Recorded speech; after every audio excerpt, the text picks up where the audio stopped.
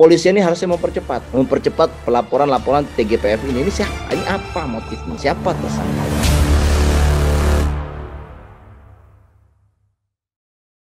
Oke, baik. Seperti biasa, ada beberapa topik yang akan kita bahas pada hari ini. Tentunya isu-isu terhangat. Dan sebelum kita masuk ke pembahasan, pemirsa jangan lupa subscribe channel Ahmad Nur Hidayat, like, comment, dan share. Kemudian silakan berikan komentar di acara live ini dan kita bahas bersama-sama. Untuk topik kali ini, ya, ini masih mendominasi ya di pemberitaan kasus baku tembak antar anggota, ya, yaitu Brigadir J sama Baradae yang kasusnya terus bergulir.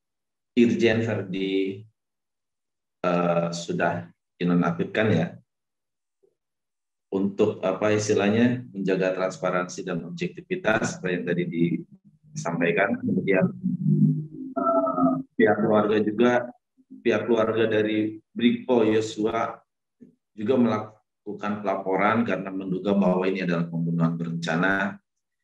Dan kemudian dikabarkan juga bahwa istri dari Irjen Verdi Sambo ini sudah meminta perlindungan saksi, ya.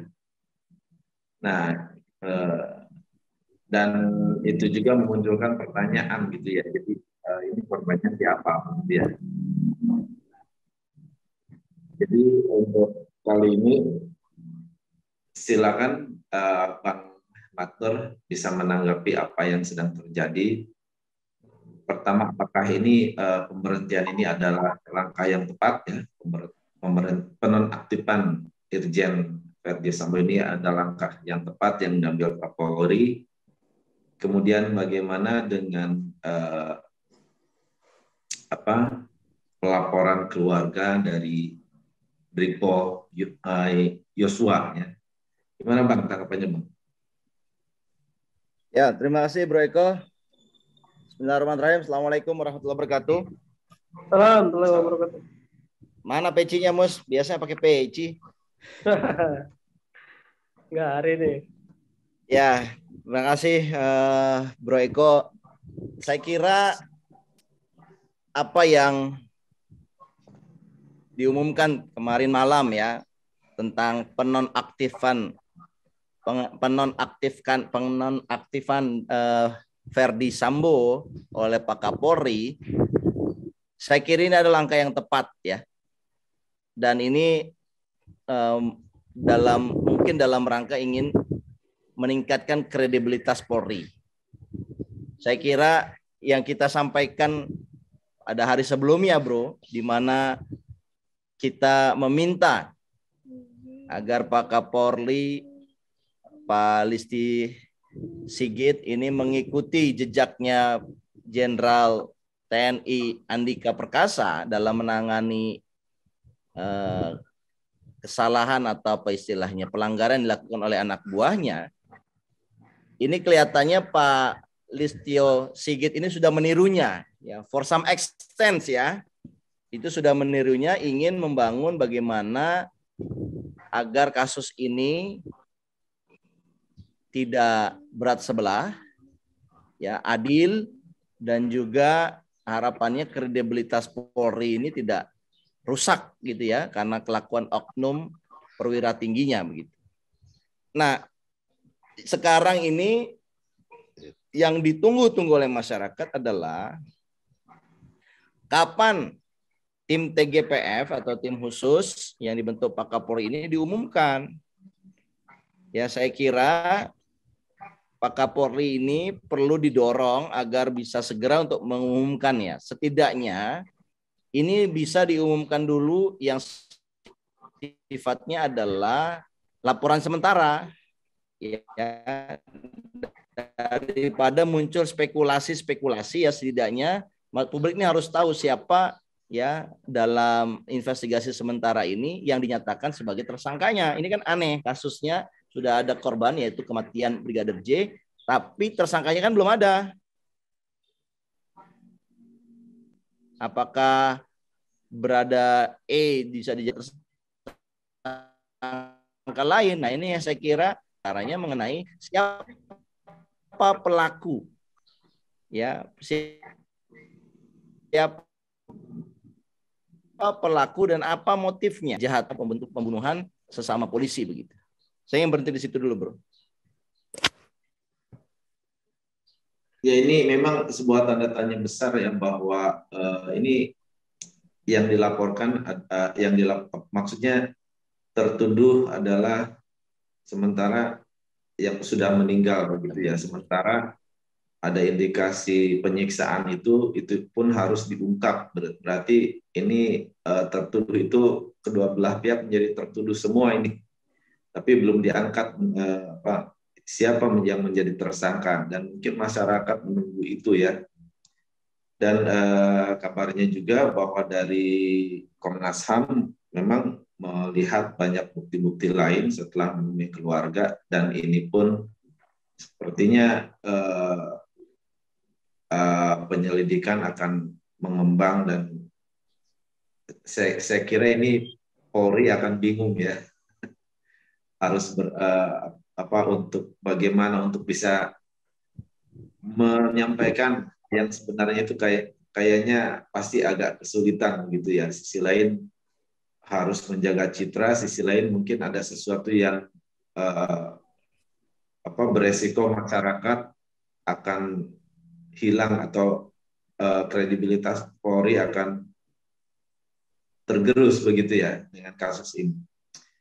Gimana Bang melihat ini?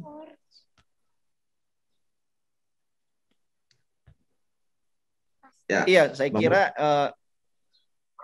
Pak Kapolri, halo, suara saya terdengar kah? Ada. Terdengar. Terdengar suara saya, bro? Terdengar. Silakan. Ya, saya kira antusiasme publik ini begitu tinggi, dan tingginya antusiasme ini harus disikapi dengan informasi yang akurat. Kalau Polri memberikan informasi yang akurat, saya kira perpaduan dengan antusiasme tinggi, malah ini akhirnya jadi peningkatan kredibilitas Polri di mata masyarakat. Saya kira itu yang kita harapkan ya, Bro Eko ya. Nah, yang kedua, saya ingin sampaikan begini. Orang ini, masyarakat ya, itu beredar spekulasi. Spekulasinya inilah yang kemudian dapat mengganggu kredibilitas Polri. Ketika spekulasi dari masyarakat mengatakan bahwa sebenarnya korban ini ya, Brigadir J ini dibunuh di luar rumah dalam pembunuhan berencana, kan begitu yang disangkakan ya, yang dipersepsikan oleh publik. Nah, kemudian ketika terjadi ya, misalkan pembunuhan di luar rumah kah, atau pembunuhan berencana sebelumnya kah, kemudian orang bertanya, loh kok kenapa diumumkannya jadi beda kemarin? Nah, itulah yang mengganggu kredibilitas. Nah, oleh karena itu kita nggak tahu ya, apakah itu benar atau tidak pembunuhan berencana itu, atau pembunuhan dilakukan di luar rumah. Kita tidak tahu dengan pasti benar atau tidak. Makanya kita tunggu saja hasil investigasinya, dan kita minta investigasinya ini jangan terlalu lama.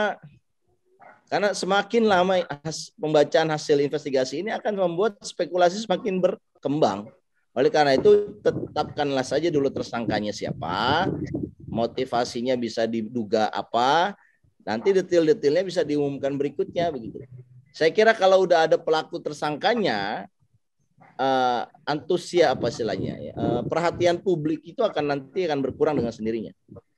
Jadi ini publik ini semakin penasaran, dan rasa penasaran itu tidak terjawab dengan memuaskan, itu kemudian dapat mengganggu kredibilitas Polri lebih buruk begitu. Demikian, Bro. Ya, mungkin kalau dari saya ya, memang dari awal kan gini Bang ya, banyak selain kejanggalan-kejanggalannya, tapi kita merasakan ini kayak banyak yang nggak pas nih situasinya. Maksudnya respon dari kepolisian ya. Kan bahkan misalnya Pak Mahfud sendiri mengatakan, Mahfud MD ya, maksudnya informasi awal dari Kapolres juga kan itu sangat janggal. Seperti itu kan. Kemudian yang publik soroti juga pertemuan antara Kapolda Metro Fadil Imron dengan Verdi Sambo ini juga berpelukan gitu ya. Ini apa gitu loh sebetulnya. Ini kan bukan hal yang bahkan bukan hal yang perlu dilakukan sebetulnya, apalagi terpublikasi gitu kan. Seperti itu. Lalu kemudian, nah ini yang juga kita angkat nih dalam diskusi kita biasa siang ini tentang posisi Kompolnas, dalam hal ini Beni Mamoto, sekretaris Kompolnas, ketuanya kan Pak Mahfud ya, yang memberikan statement itu yang seolah-olah penembakan ini penembakan biasa gitu. Wawancaranya cukup banyak beredar di YouTube. Dia diwawancara di televisi juga mengatakan, menjelaskan hal seperti itu. Menurut saya ini nggak benar, nggak etis ya, nggak benar dan nggak etis gitu. Apa karena dia bekas dari kepolisian sehingga terkesan membela institusi? Nah ini menurut saya ini harus dievaluasi Kompolnas ini, dalam hal ini Beni Mamoto ini, apa yang dilakukan, karena sudah membangun opini sebetulnya, membangun opini juga yang itu pun jauh dari fakta yang terlihat misalnya pada jenazah Brigadir J. Jadi menurut saya Kompolnas ini perlu dievaluasi.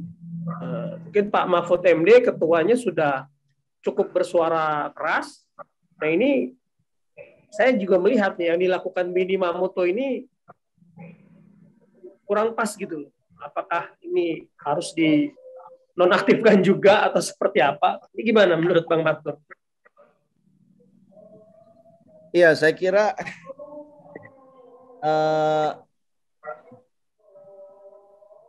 sampai hasil TGPF ini diumumkan, baru kita bisa menindak ya. Yang kemarin-kemarin itu kesalahannya ada di mana. Dan itu saya kira perlu dituntut, perlu diusut secara tuntas. Tapi kalau hasil TGPF-nya, ya tim gabungan pencari faktanya ini belum ada, ya kita belum tahu siapa yang benar, siapa yang salah gitu. Kan sekarang ini yang beredar ada dua versi ya. Pertama versinya yang awal, di mana terjadi pelecehan, ya kasus pelecehan yang ini menyangkut dengan istri. Yang kedua, kalau kita pakai narasi yang awal, kan harusnya tidak perlu ada penonaktifan Pak Verdi Sambodo ya. Tapi karena ada penonaktifan, maka spekulasi berikutnya terjadi ya, jangan-jangan memang Pak Verdi Sambodo ini terlibat baik langsung ataupun tidak langsung dalam kasus pembunuhan Brigadir J. Nah, ketika misalkan ya, saya katakan misalkan Verdi Sambodo ini diketahui terlibat, maka yang memberitahukan informasi di awal tadi sampai terakhir adalah sekretaris Kompolnas tadi, ya saya kira perlu diusut. Apa motivasinya dia mengatakan for sure gitu, yakin sekali Pak Verdi Sambodo tidak terlibat gitu. Sementara hasil TGPF juga belum keluar. Dan kalau seandainya keluar dan ternyata salah, maka jangan-jangan, nah ini kan jangan-jangan gitu kan, ada satu kong kali kong yang terjadi dan ini perlu diusut gitu. Demikian, Bro. Ya, ini yang dikabarkan kan 7 hari ya. Kita tunggu saja, ini udah berapa hari nih.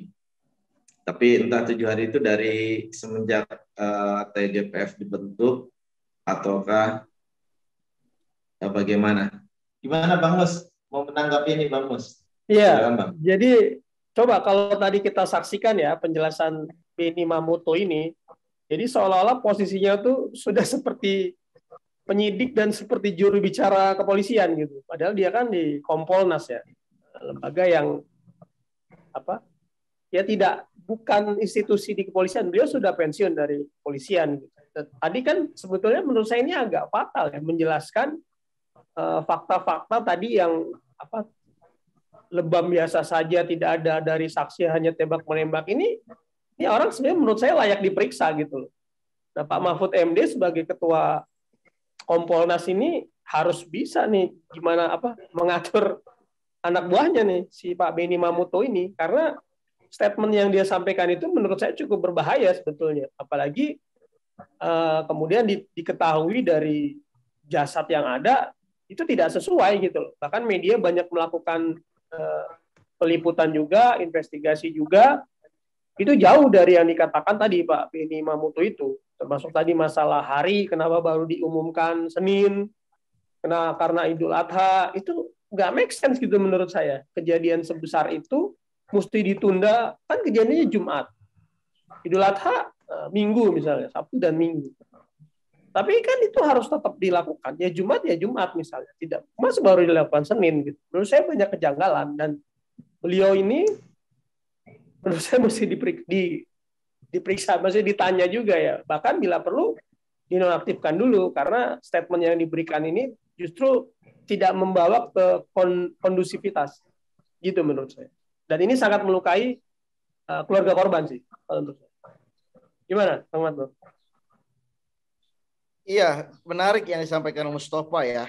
Jadi di sinilah keanehan terus terjadi ya. Sementara versi mana yang benar belum jelas, karena seolah-olah versi yang benar ini hanya akan diumumkan nanti di tim khusus ya, TGPF yang dibentuk oleh Pak Kapolri. Makanya beredarlah spekulasi. Termasuk yang disampaikan oleh Kompolnas Benny Mamoto ini, menurut saya ini adalah spekulasi juga. Dan saya nggak habis pikir ya, pertama kalau melihat dari fungsi kelembagaan Kompolnas ya, sebagai satu institusi, dia itu memiliki tugas adalah, saya sudah nulis ini juga di kolom, dia ini tugasnya membantu Presiden dalam menetapkan arah kebijakan Polri. Yang kedua, memberikan pertimbangan kepada Presiden dalam pengangkatan dan pemberhentian Kapolri. Jadi harusnya Kompolnas itu tidak perlu dalam arti mengomentari atau menafsirkan atau mendukung apa yang disampaikan oleh penyidik, karena itu pun masih sementara. Betul. Ya kan? Nah, ini kok saya ngelihat Pak Benny Mamoto ini kayak ada konflik interest gitu loh dengan Verdi Sambo gitu loh. Saya nggak tahu apa hubungannya, tapi saya kira hubungan saling membela ini kelihatan sekali ya. Padahal Kompolnas harusnya netral-netral saja, dan mengkritisinya tuh kritisi yang sifatnya normatif saja. Ya, saya setuju apa yang disampaikan oleh Pak Mahfud MD ya. Dia mengkritik secara normatif kenapa 3 hari baru diumumkan gitu. Kenapa keterangannya berubah-berubah? Kenapa keterangannya separuh-separuh? Nah, meskipun sebenarnya Pak Mahfud MD juga tidak pada tempatnya, karena kan sebagai Kompolnas ya, apalagi Menteri Menko Polhukam, saya kira bisa aja langsung dipanggil Kapolri atau memanggil tim khusus ini untuk meminta apa yang sedang terjadi gitu, dan siapa yang salah. Nah, saya kira narasi saat ini adalah narasi publik meminta kejelasan dari tim khusus. Nanti kalau tim khusus sudah menyampaikan hasil paparannya dan ternyata informasi awal yang disampaikan oleh pihak kepolisian itu 180 derajat berbeda, ya, maka perlu ditarik garis mundur. Kenapa? Apa motivasi di belakangnya? Kenapa kok berbeda? Termasuk narasinya Pak Benny Mamoto ini, rekamannya ini perlu juga dijadikan satu telaahan. Kenapa Pak Benny Mamoto sebagai bagian dari Kompolnas yang memberikan narasi yang netral kepada Presiden, kok ini memberikan narasi yang sangat mendukung dari narasi yang pertama disampaikan oleh kepolisian.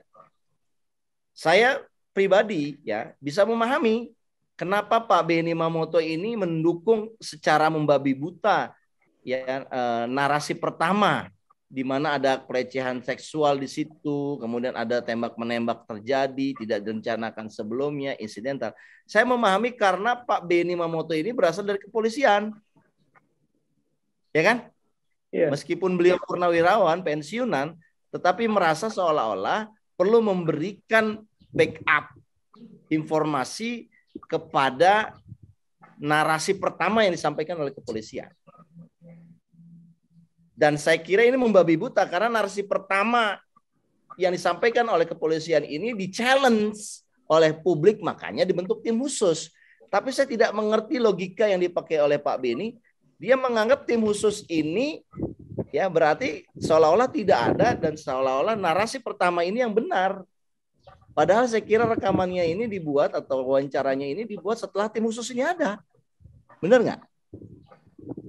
Ya, saya ingin mengatakan bahwa idealnya Kompolnas ini bicaranya netral saja. Ya, kita kasih kesempatan lah buat TGPF bekerja. Publik diminta bersabar. Kan begitu harusnya Kompolnas mah. Ini kok Kompolnas kayak pembela, kayak pengacara pembela gitu. Kayak Dan ada yang agak aneh juga gini, Bang. Ketua Kompolnas Pak Mahfud MD itu mengatakan ada kejanggalan, gitu kan? Ada kejanggalan, publik aslinya menunggu hal yang transparan. Tapi kemudian dari Pak Beni Mamoto yang notabene sekretaris ini membela ini hal yang biasa gitu. Jadi seolah-olah ini ada subordinasi dalam Kompolnas itu antara ketuanya dengan artinya ada sesuatu gitu kita melihatnya. Ini kan sudah era media gitu ya, keterbukaan. Maksudnya gaya-gaya seperti itu tuh sudah nggak berlaku sebetulnya ya. Pandangan hanya dari satu pihak dan lain sebagainya, apalagi bukan pihak yang punya kompetensi untuk memberikan pandangan tersebut. Gitu, Bang. Ya, saya kira yang disampaikan oleh Mustafa tadi ini agak menarik ya. Ketua Kompolnas itu adalah Pak Mahfud MD. Pak Beni ini adalah bawahannya, entah itu sekretaris atau dia tadi di narasumber bilangnya sebagai ketua harian. Tapi dua narasi yang disampaikan ini berbeda. Apa Pak Beni Mamoto ini sedang mengcounter apa yang disampaikan oleh Pak Mahfud MD misalkan? Ketuanya. Yeah. Dia merasa punya pengetahuan untuk mengcounter karena narasi Pak Mahfud MD dianggap merugikan beberapa pihak sehingga dia ingin mengembalikan. Ya. Kita nggak tahu motivasi sebenarnya apa. Tapi yang jelas kalau saya melihatnya, apa yang dilakukan oleh Pak Mahfud MD adalah tidak 100% tepat. Kenapa saya katakan tidak 100% tepat? Karena beliau harusnya tidak bicara ke publik, beliau harusnya bicaranya yang saya sampaikan di netral dan kemudian serahkan kepada tim TGPF dan dia manggil secara internal kepolisian, tim TGPF tanya investigasi langsung karena beliau adalah Menko Polhukam. Jadi saya tidak mendukung penuh apa yang dilakukan oleh Pak Mahfud MD. Tetapi yang disampaikan oleh Beni Mamoto malah saya tidak mendukung sama sekali. Kenapa? Karena ini narasinya seperti dia pembela atau pengacara dari pihak yang memberikan informasi di awal tadi. Seperti Kadif Humas. Paham ya? Kadif Humas. Seperti Kadif Humas. Jadi Pak Beni ini seolah-olah adalah humasnya Polri. Padahal secara kelembagaan beliau ini adalah Kompolnas. Kompolnas itu kan memberikan nasihat kepada Presiden tentang apa yang harusnya dilakukan oleh kepolisian. Dan juga dia tugasnya adalah memberikan pertimbangan kepada Presiden untuk mengangkat atau memberhentikan Kapolri. Jadi dia udah beyond dari Polri gitu loh. Tapi apa yang disampaikan beliau ini kayaknya beliau merasa bagian yang tidak terpisahkan dari Humas Polri yang pertama saya katakan. Saya tidak ingin mengatakan Humas salah, tetapi informasi awal yang pertama itu yang membuat bingung masyarakat dan yang juga kedua dan yang ketiga menambah bingung. Pada akhirnya masyarakat menampilkan bukti-bukti termasuk dari keluarga korban Brigadir J. Barulah kemudian dibentuk tim khusus. Kan gitu kronologinya kan. Kalau informasi dari yang pertama, kedua, ketiga yang disampaikan oleh pihak Humas ini tidak terjadi pelanggaran logika masyarakat, maka tidak perlu ada tim khusus. Tapi saya anehnya Pak Beni ini masih menggunakan narasi yang pertama, yang kedua gitu loh. Pertanyaan saya adalah, bro, ada apa dengan Pak Beni Mamoto? Kenapa dia tidak bertindak netral dan dalam hal ini kok dia seperti membabi buta melakukan pembelaan pada masih versi pertama, kebenaran pertama. Saya juga tidak ingin mengatakan bahwa yang pertama itu salah, tapi saya ingin katakan bahwa kebenaran versi pertama ini sama nanti kebenaran versinya TGPF, kita akan lihat ada perbedaan nggak? Ya bro, kalau kebenaran versi TGPF ini berbeda dengan kebenaran versi yang pertama, Karena TGPF ini adalah yang sifatnya lebih independen, berarti yang versi pertama ini yang salah. Kalau yang versi pertama ini salah, menurut saya perlu diinvestigasi apa yang membuat dia salah, dan juga perlu diinvestigasi orang-orang yang mendukung kebenaran versi pertama ini. Karena bisa jadi ada terkaitan motif gitu loh. Inilah yang kemudian menyebabkan kredibilitas Polri ini menjadi terguncang. Karena kesannya ada permainan, ada intrik. Saya kira yang poin berikutnya, ya, saya ingin katakan harusnya pihak kepolisian ini sesuai dengan saran kita melakukan proses secara transparan dan bersifatnya imparsial, netral, ya, pembuktian secara saintifik. Ya, menurut saya itu sudah benar dilakukan oleh Pak Kapolri. Pak Kapolri mengatakan itu 2 kali dalam konferensi pers yang terakhir yang memutuskan untuk menonaktifkan Verdi Sambo, mohon maaf. Ini dia sampaikan bahwa kepolisian menjunjung tinggi yang namanya scientific investigation. Karena dengan scientific investigation, dia melihat fakta ini lebih objektif dan lebih dekat dengan nilai kebenaran. Dekat dengan 100% kebenaran. Ya, karena ada logika, ada dasar, dan ada fakta-fakta yang tidak terbantahkan. Nah, saya ingin masuk ke poin yang berikutnya, bahwa kalau seandainya tim khusus, ya, tim gabungan ini sudah menghasilkan hasilnya, apapun hasilnya, ya, saya kira membuat cemas Pak Verdi Sambo sendiri pun, dan juga Pak Benny Mamoto CS. Ini akan cemas gitu, jangan-jangan versi kita ini salah. Bukan salah lagi, ya, memang banyak kejanggalan. Ya, oleh karena itu daripada, ya, kita berspekulasi, ya, saya kira kita tunggu saja, dan saya kira tidak hanya masyarakat yang menunggu, Pak Verdi Sambo dan Pak Benny Mamoto juga menunggunya dengan harap-harap cemas gitu loh, karena dia sudah bicara ke publik, ya, Pak, terutama Pak Benny sudah bicara ke publik yang membenarkan kebenaran versi yang pertama. Apakah TGPF akan mendukung kebenaran versi pertama atau sebaliknya? Kita nggak tahu. Kita tunggu. Karena aja. Masalahnya diksi yang dikatakan itu bukan dugaan atau dugaan sementara, tapi seolah-olah itu kebenaran yang terjadi sebenarnya gitu, Bang, ya.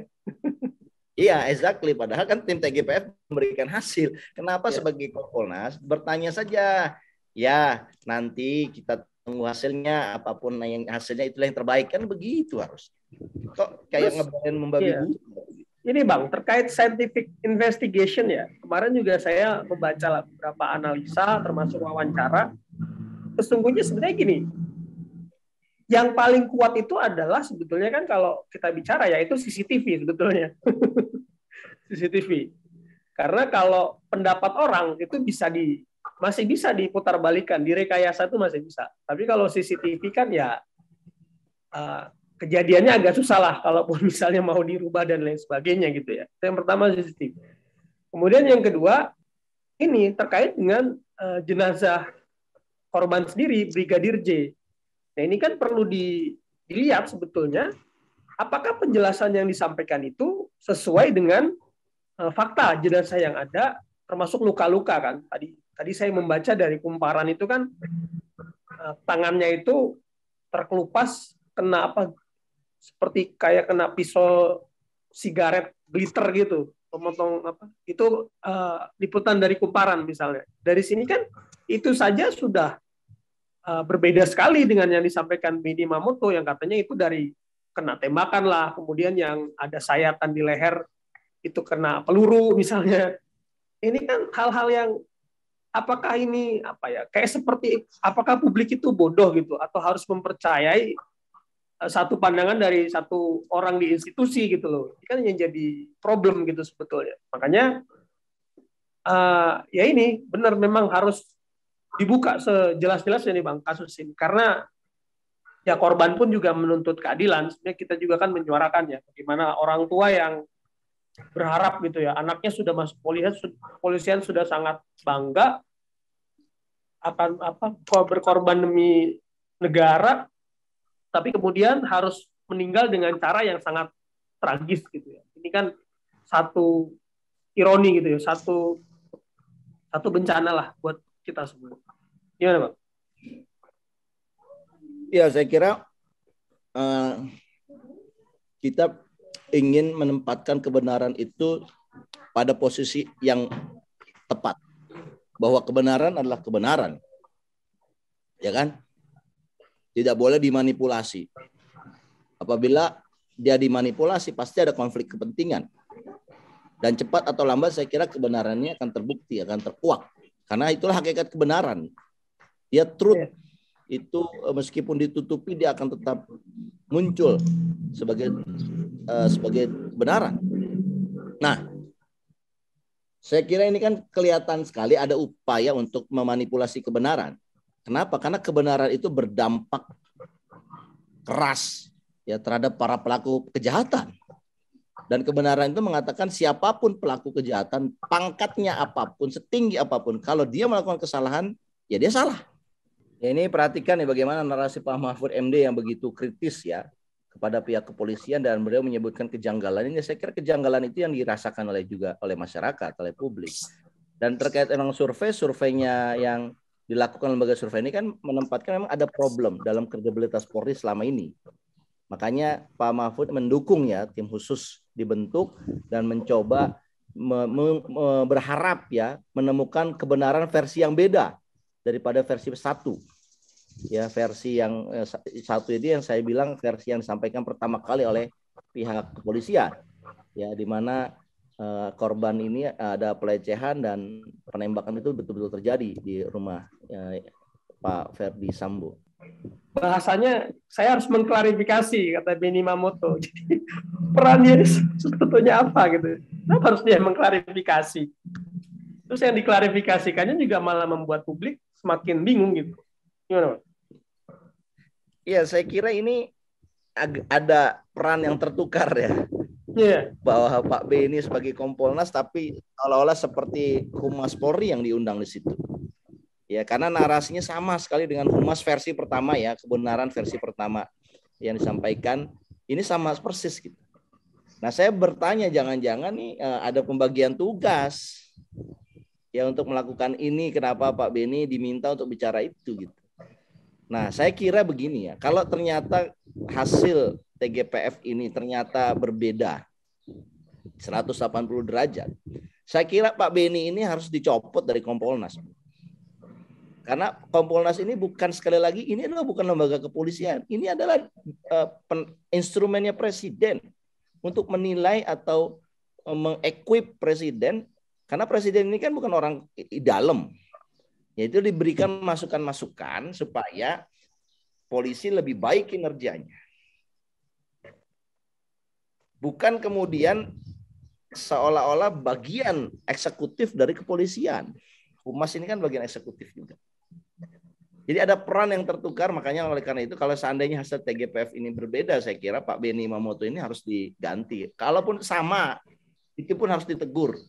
Kenapa? Diperiksa. Karena perannya dia sebagai ya diperiksa, perannya dia sebagai Kompolnas tidak memainkan peran, apalagi ini bicara di publik. Saya ingin bicarakan gini ya, Mus. Kepolisian ini tugasnya adalah mengayomi bukan untuk polisi. Dia ini mengayomi untuk masyarakat. Ya, jadi dia bukan melindungi orang-orang internalnya, tetapi dia harus melindungi masyarakat.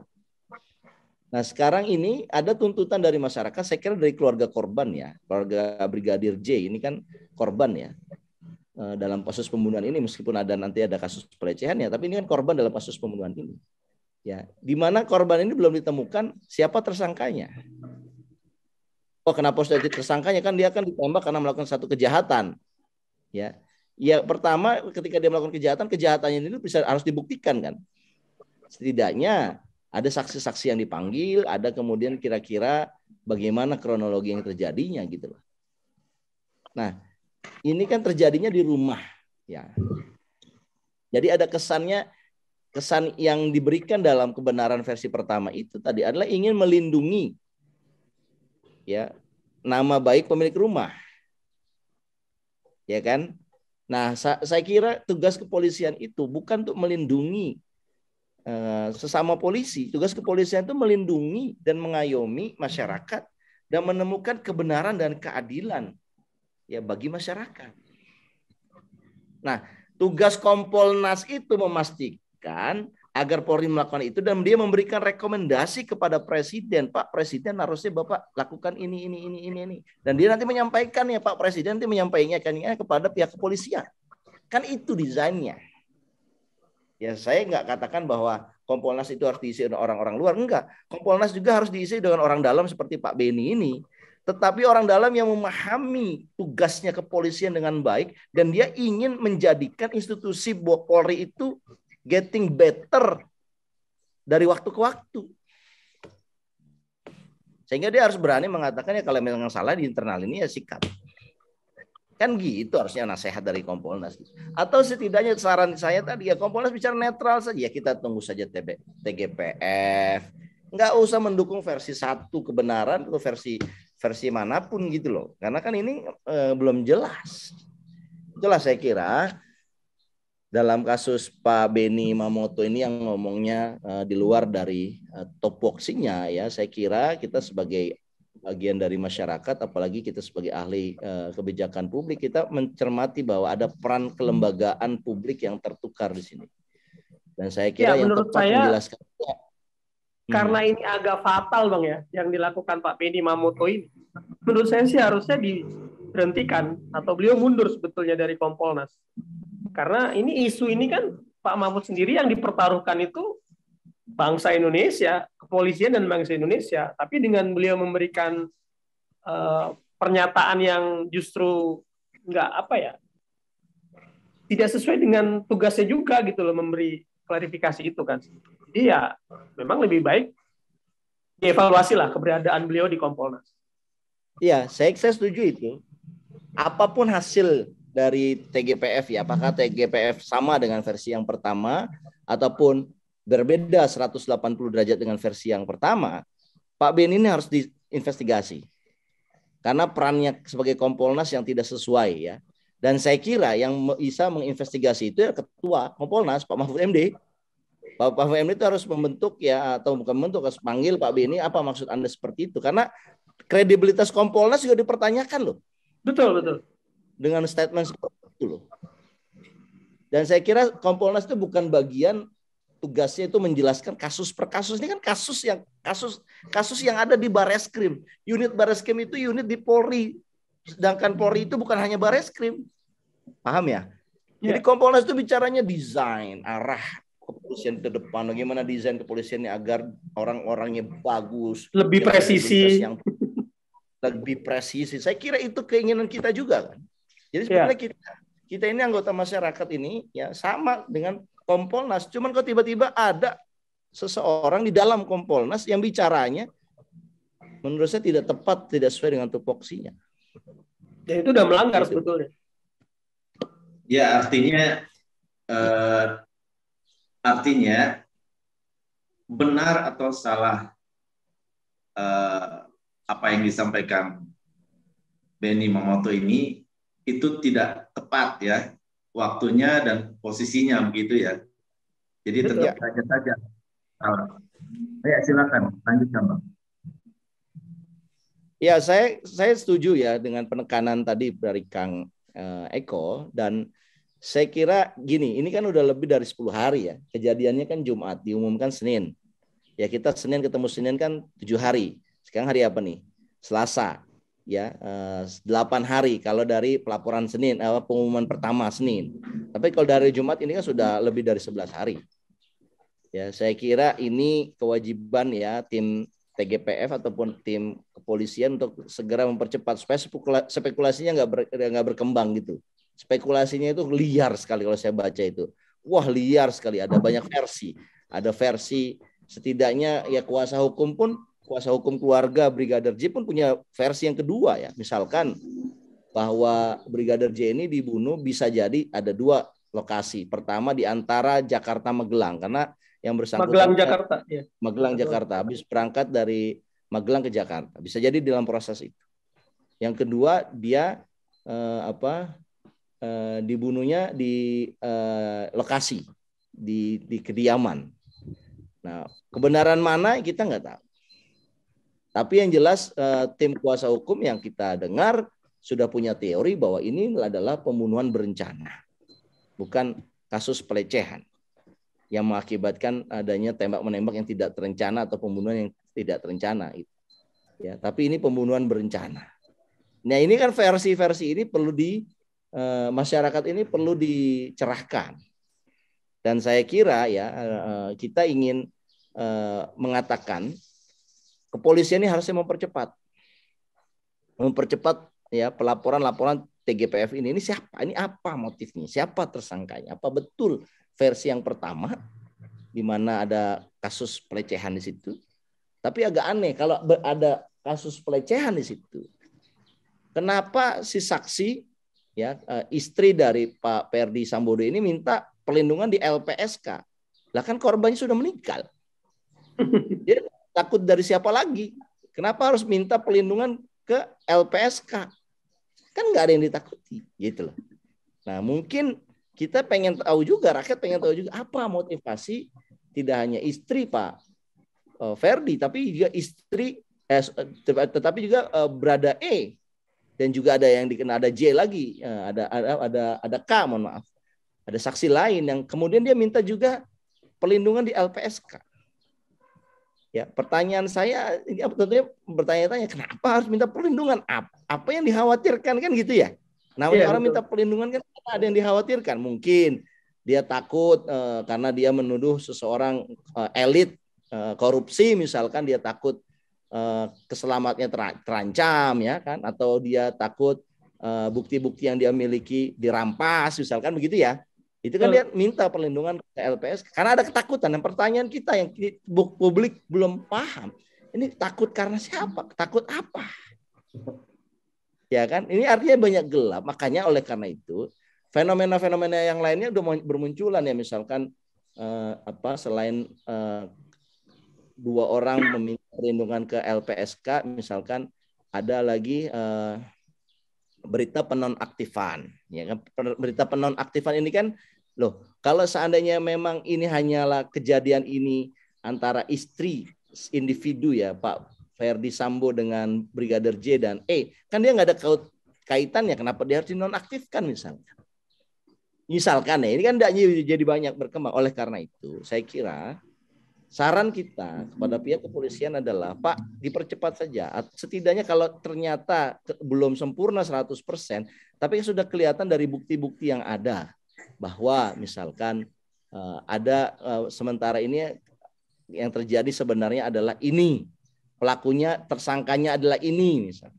Sehingga nggak beredar lebih dalam lagi. Tapi kalau TGPF nanti ya mempunyai hasil yang berbeda dengan kebenaran versi pertama ya disampaikan oleh Humas, tentunya nanti publik akan bertanya, nah loh, ini berarti sebesar apa upaya konflik interest dalam penyidikan ini.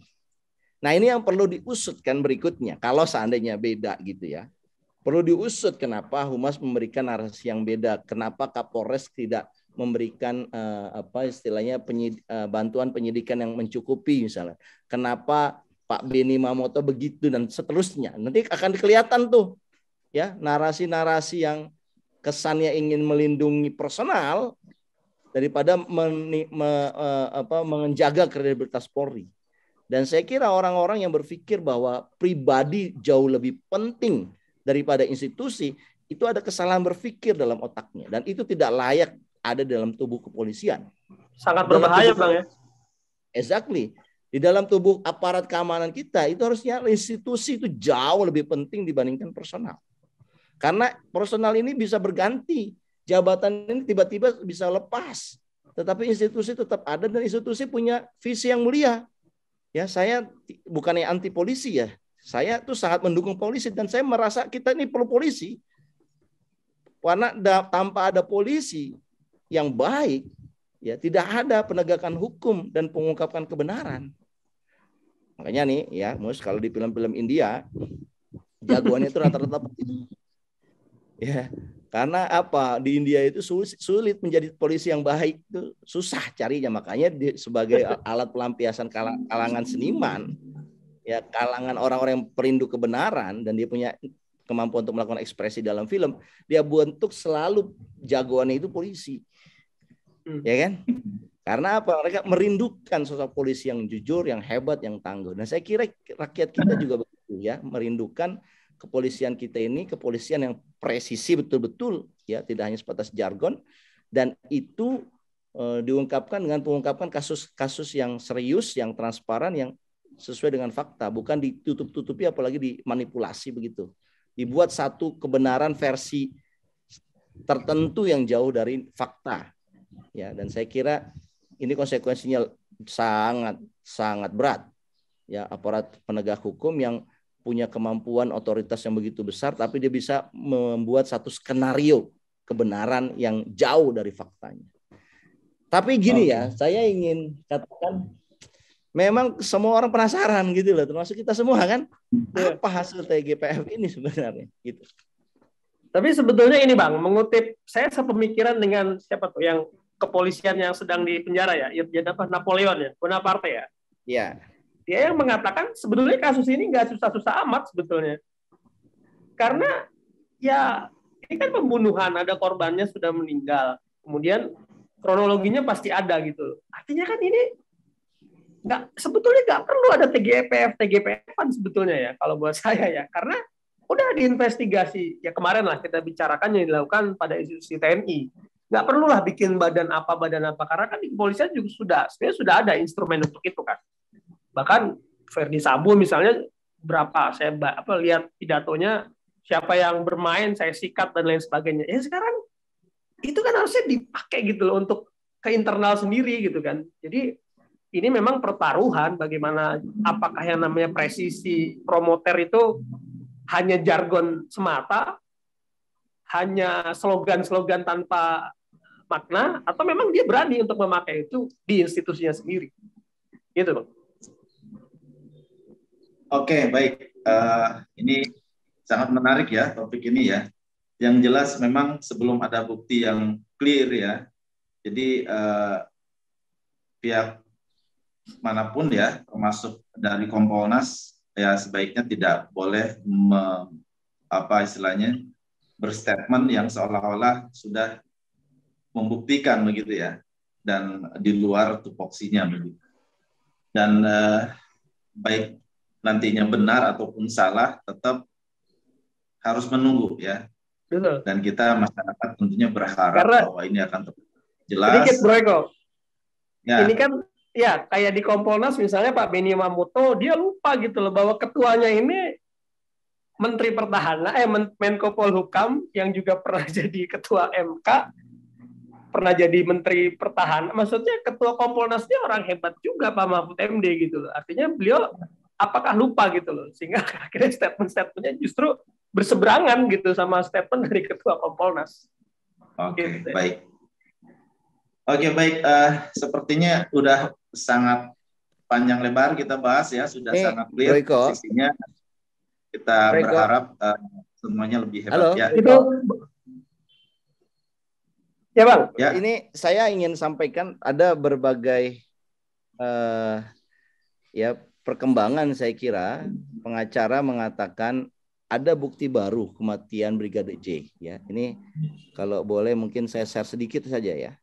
Saya share sedikit di Zoom kita ini ya. Mohon maaf ini saya share sedikit. Di sini dikatakan di Tribun News ya, bahwa pengacara ungkap bukti baru, saya lihat video dia disiksa. Nah ini menarik ini yang disampaikan oleh pengacara, dan ini disampaikan dalam rangka pengacara membuat laporan ke kepolisian tentang tewasnya Brigadir J.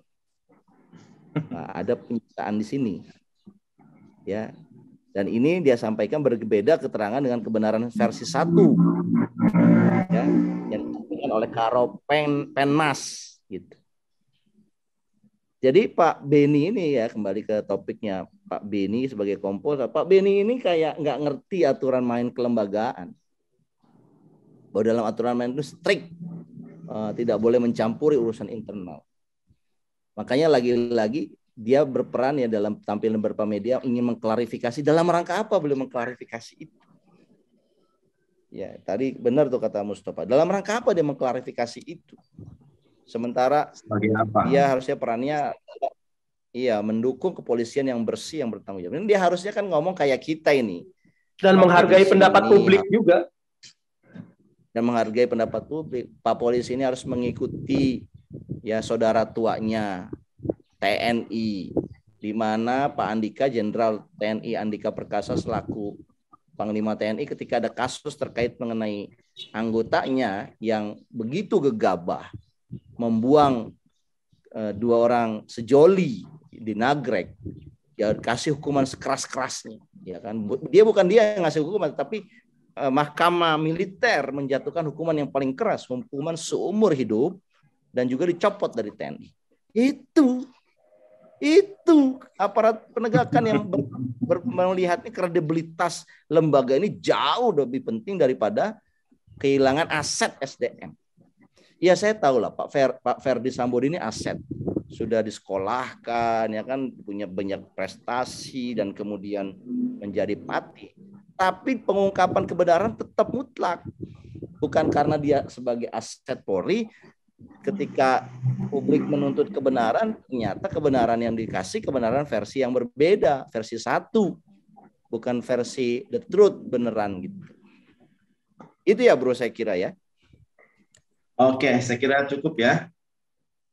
Ya, pemirsa, sebelum kita lanjut ke topik berikutnya, jangan lupa untuk like, share, komen, dan subscribe channel Ahmad Nur Hidayat, dan simak terus segmen Jangan Salah Arah ya.